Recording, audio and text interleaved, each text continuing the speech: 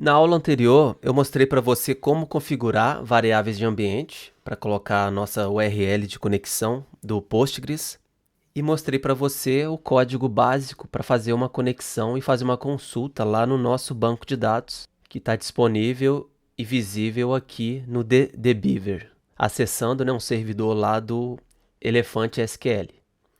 Nessa aula, eu vou continuar a criar novas funções com operações básicas do nosso CRUD. Então, eu já fiz a listagem e nessa aula eu vou adicionar as demais funções.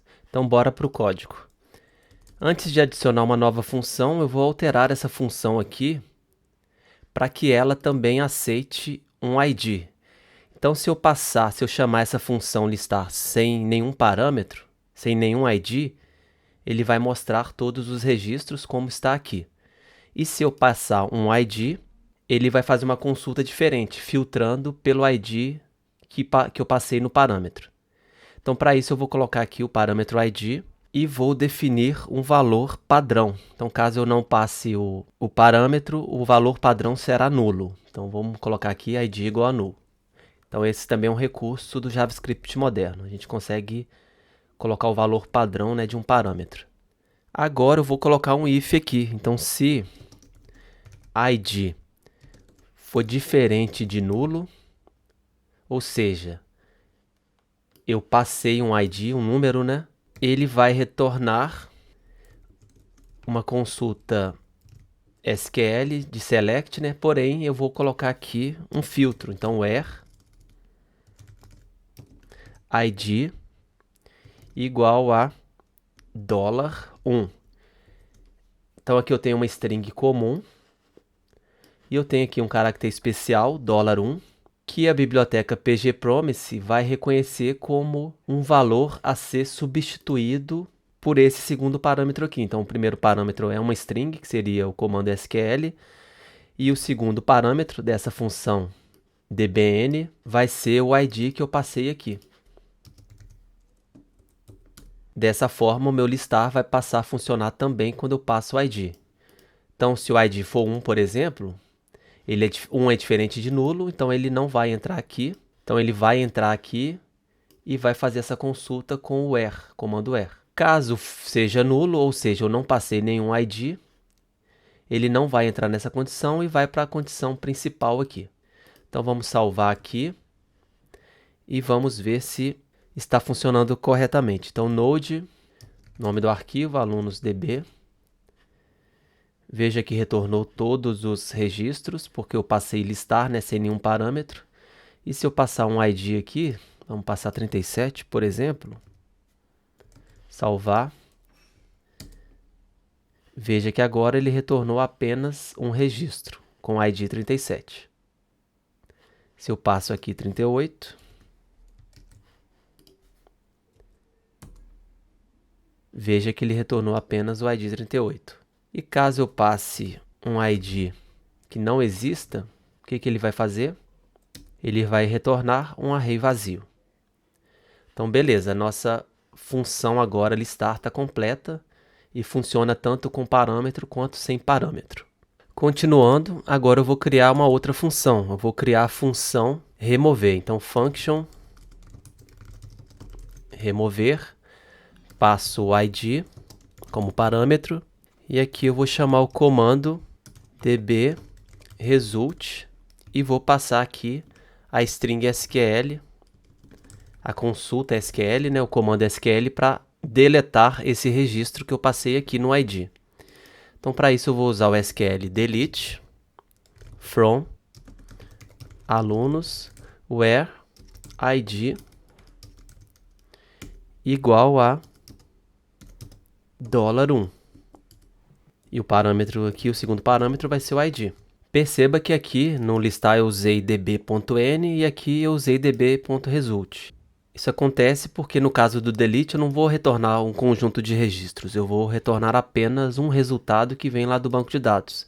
E nesse resultado eu consigo verificar determinada propriedade que me diz quantos registros foram afetados por essa execução aqui. Então, geralmente, já que eu estou definindo o ID, então caso o registro seja realmente apagado do banco de dados, ele vai retornar o valor 1, né, referente a um registro afetado. E caso ele não encontre nenhum ID, ele já vai, o próprio banco de dados vai me retornar o valor 0. Quer dizer que nenhum registro, né, foi apagado do banco de dados. Como o comando dbResult, assim como o dbn ou qualquer outro comando, retorna uma promise, eu preciso usar aqui o comando await, que para funcionar ele precisa estar dentro de uma função assíncrona. Então é uma forma de eu usar promise, né, usando já os recursos mais modernos do JavaScript, para que eu não tenha que usar o ponto .den e chame um callback aqui. Então essa hoje é, né, a melhor forma, é a forma mais sucinta, né, de chamar comandos que retornam uma promise no JavaScript. Então tá pronta a minha função para remover. Eu posso chamar essa função da mesma forma que eu chamei listar.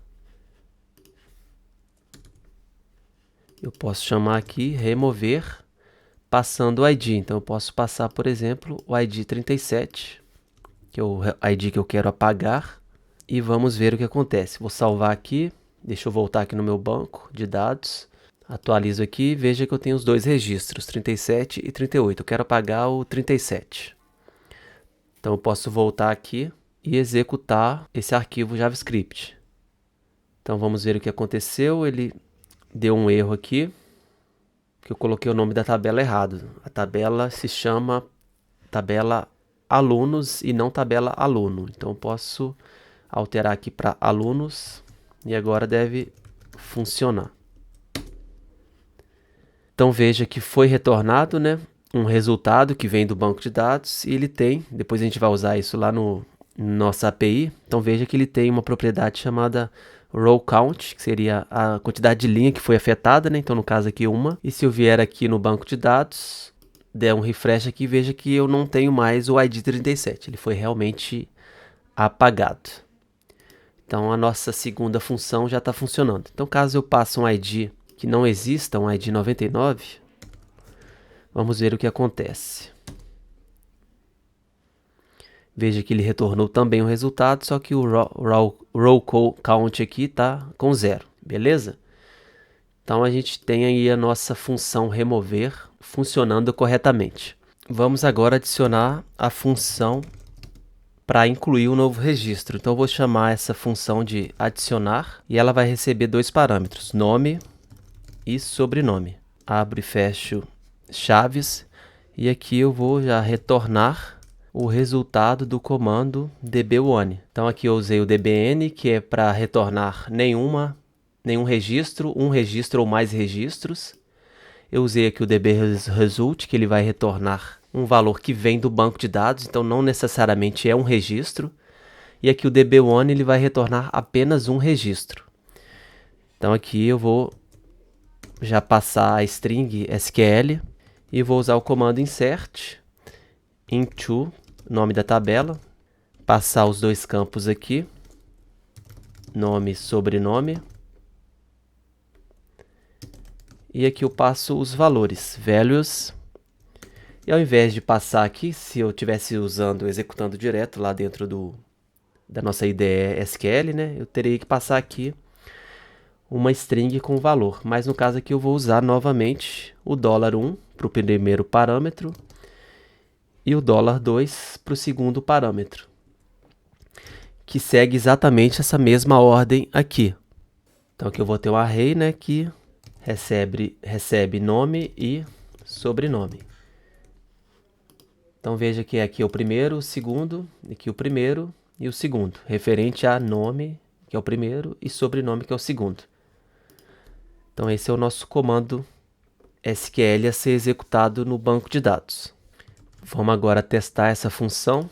Então já testei listar, remover. Vou copiar e colar aqui.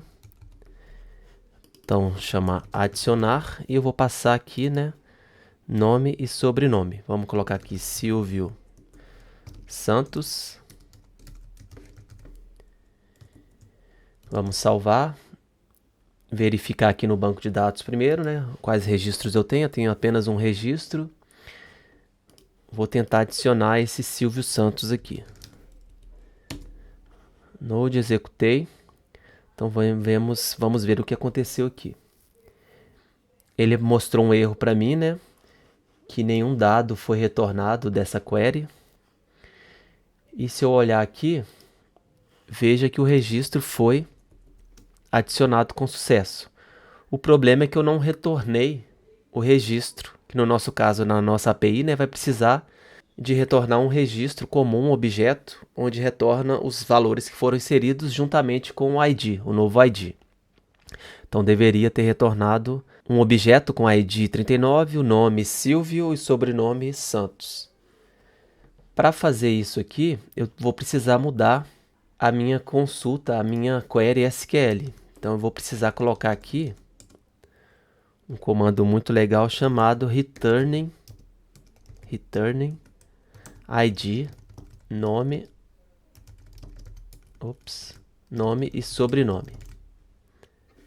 E para eu conseguir quebrar, organizar melhor aqui, vou te mostrar aqui, só para você entender. Então aqui eu tenho uma string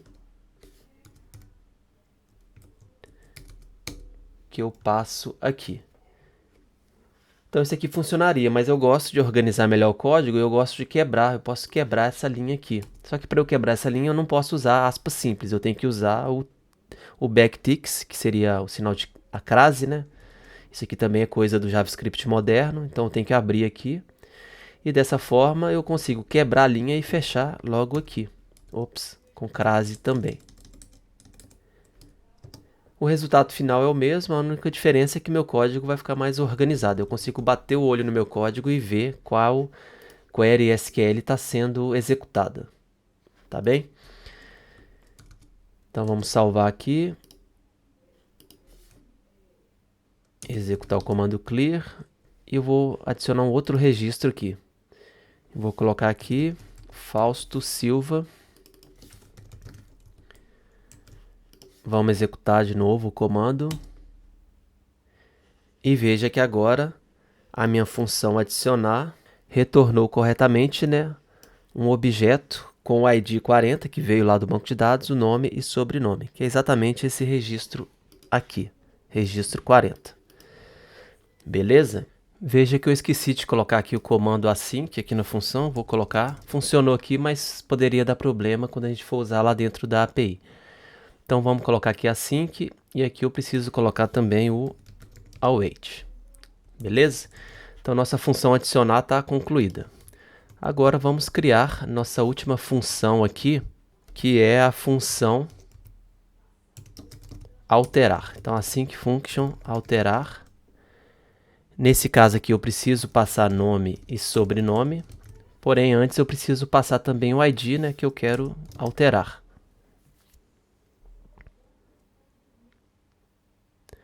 E aqui eu posso definir um valor padrão, caso o nome não seja passado, né? Eu vou definir ele como vazio, para que eu consiga fazer inclusive uma validação, né, de campo obrigatório, porque nome é obrigatório, sobrenome não é.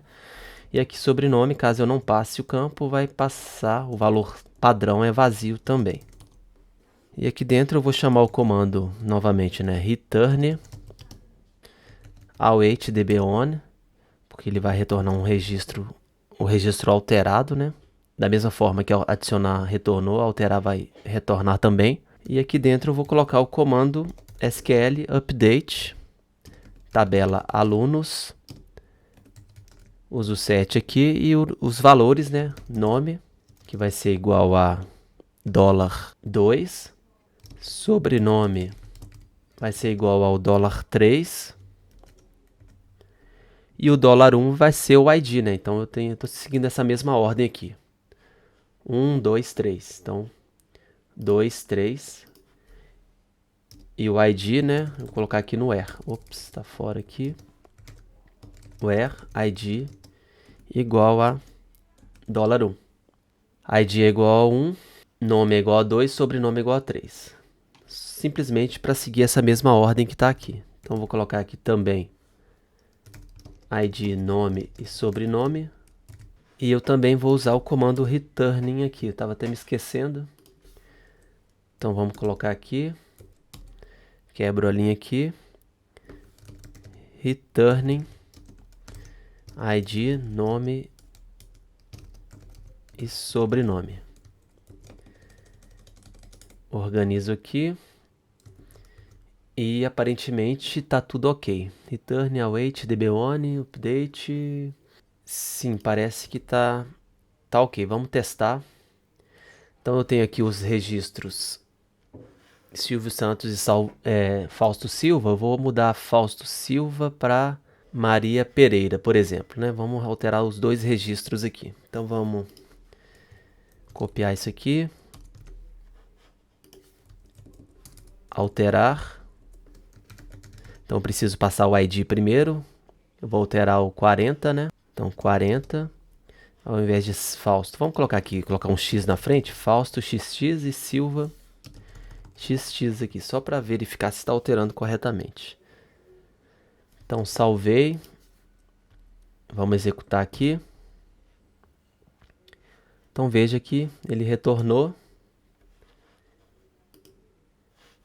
e alterou aqui corretamente.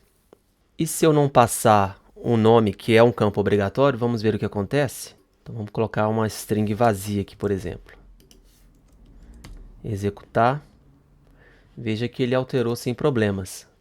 Isso não segue a nossa regra de negócio, porque o campo é obrigatório. O campo nome é obrigatório.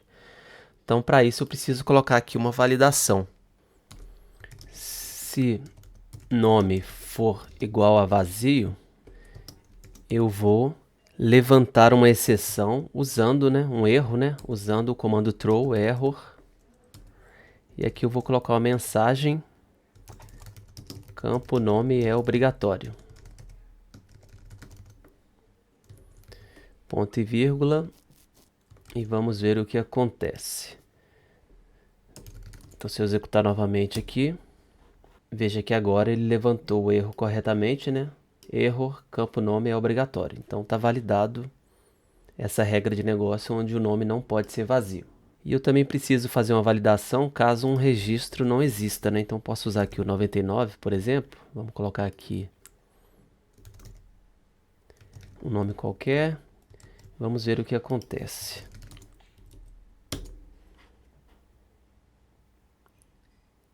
Deu um erro aqui.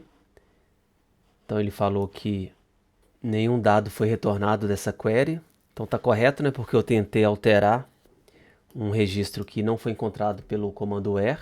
Então eu preciso tratar esse erro aqui também. Então eu posso colocar esse comando aqui dentro de um try catch. Isso tudo que eu estou falando aqui, mostrando aqui, é JavaScript. Então você precisa, como eu disse, para fazer esse curso, precisa ter um conhecimento básico de JavaScript. Então eu preciso colocar aqui o comando principal, dentro desse try catch aqui.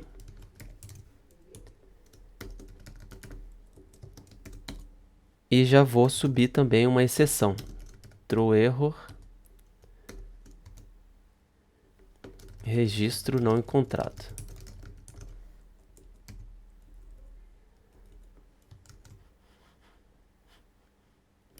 Vamos executar. Então, beleza. Registro não encontrado para um ID inválido, Então, se eu colocar aqui 40, que é um ID válido, vamos ver o que acontece. Então, veja que agora ele conseguiu alterar corretamente. Então, nossa função aí está implementada também, a função alterar. Com isso, a gente conclui esse arquivo alunos.db, que seria a nossa camada de acesso aos dados, ao banco de dados. E na próxima aula a gente vai conectar esse arquivo aqui ao nosso arquivo de rotas. Então a gente vai conectar isso realmente à API, que até então a gente estava usando os dados fakes. Então a gente vai deixar de usar esses dados fakes aqui e realmente conectar o banco de dados usando a nossa camada de dados aqui. Beleza? É isso aí. Espero que você tenha gostado dessa aula. Grande abraço, até mais e tchau.